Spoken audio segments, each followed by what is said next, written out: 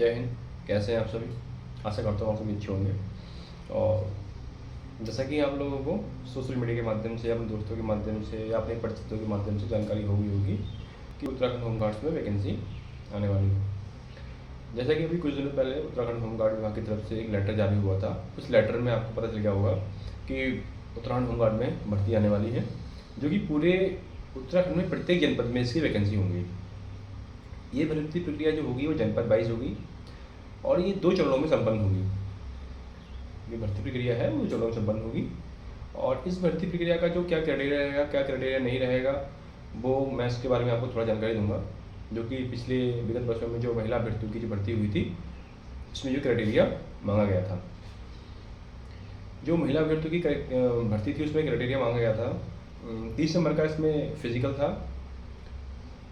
उसके बाद 30 नंबर का आपका क्वालिफिकेशन था, आपके डॉक्यूमेंटेशन के आधार पर था। मतलब टोटल 8 नंबर का था। सबसे पहले हम इसकी बात करें, तो शैक्षिक योग्यता की बात करें तो इसमें शैक्षिक योग्यता में आपका 10वीं मिनिमम, जो मिनिमम क्वालिफिकेशन होगी वो 10वीं, किसी उत्तराखंड की किसी भी मान्यता प्राप्त संस्थान से आपका 10वीं का पास होना अनिवार्य है। उसके बाद हम बात करें इसकी एज, आयु गणना की बात करें, इसमें जो एज जो मांगी गई है वो मिनिमम 18 साल, 18 वर्ष, और जो मैक्सिमम जो मांगी गई है वो 40 वर्ष है। उसके बाद जो एज में जो आपका रिजर्वेशन कोटा होगा वो आपको SC ST OBC में कोटा होगा एज का, वो विज्ञप्ति के आधार पर दिया जाएगा कि विज्ञप्ति में किस हिसाब से इसको किसका कितना कोटा दिया गया है, कितनी वर्ष की छूट प्रदान की गई है। जो विज्ञप्ति आएगी उसी के आधार पर होगा। अभी कोई भी विज्ञप्ति नहीं आई है, लेकिन हाँ 2 या 4 दिनों में इसकी विज्ञप्ति आने वाली है। अब इसकी बात करें तो अभी कुछ दिनों क्या, अभी 1-2 दिन पहले ही, कल परसों कुछ दिनों पहले ही इसका वो एग्ज़ाम हुआ था उत्तर प्रदेश बोर्ड का, उत्तर प्रदेश होमगार्ड। ये उत्तर प्रदेश पुलिस प्रोन्नति बोर्ड ने करवाया था और काफ़ी अच्छा लेवल पूछा गया था। ऐसा नहीं है कि होमगार्ड पेपर था तो इतना इजी दे दिया गया, और ठीक था। लोगों का पेपर देख के लग रहा था कि हाँ कि एक कुछ पेपर अच्छा पेपर आया है। और जैसे कि बात करें उत्तराखंड में इसका क्या होगा, एग्ज़ाम होगा या नहीं होगा, वो विज्ञप्ति आने के बाद ही पता चलेगा। हम इसकी बात करें शारीरिक मापदंड की बात करें, शारीरिक मापदंड में आपकी हाइट चेक होगी।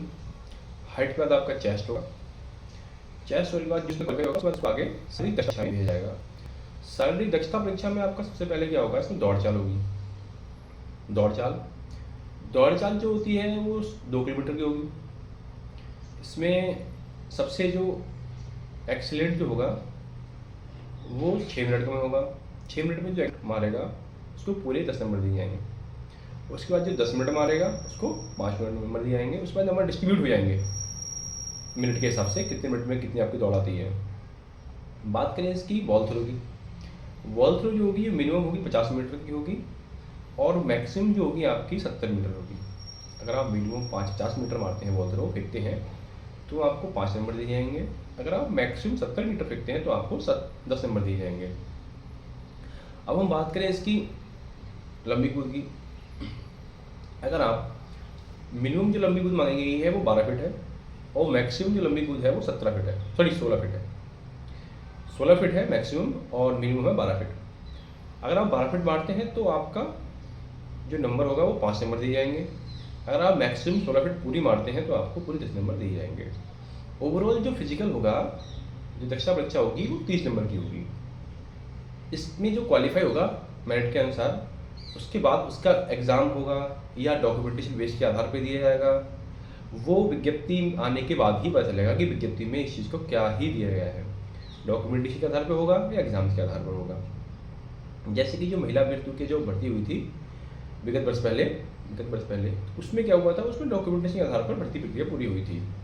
फिजिकल के बाद डॉक्यूमेंटेशन मांगे गए थे।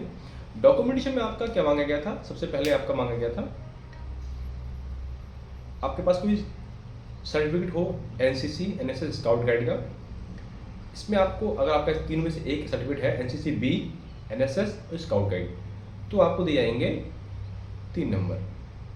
अगर आपके पास NCC का C सर्टिफिकेट है तो आपको दिए जाएंगे 5 नंबर। उसके बाद होमगार्ड्स, कोई भी व्यक्ति होमगार्ड्स में वैतनिक है, उसके बीवी बच्चे पति पत्नी या पुत्र पुत्री कोई हो तो उसको दिए जाएंगे 5 नंबर।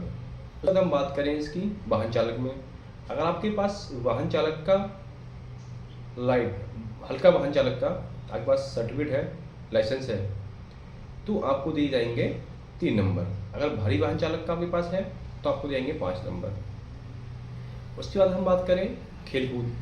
खेलकूद में आपको अगर मंडल स्तर पे और महाविद्यालय स्तर इसकी बात हम करें तो जो है जिला स्तर पर या महाविद्यालय स्तर पर आपके पास सर्टिफिकेट है गेम्स का तो आपको दिए जाएंगे 2 नंबर। मंडल स्तर पर और विश्वविद्यालय स्तर पर आपके पास सर्टिफिकेट है तो आपको दिए जाएंगे 3 नंबर। और राज्य स्तर पर राज्य स्तर खिलाड़ी का आपके पास सर्टिफिकेट है किसी गेम्स का तो आपको दिए जाएंगे पूरे 5 नंबर। उस हिसाब से वैकेंसी पूरी की जाएंगी।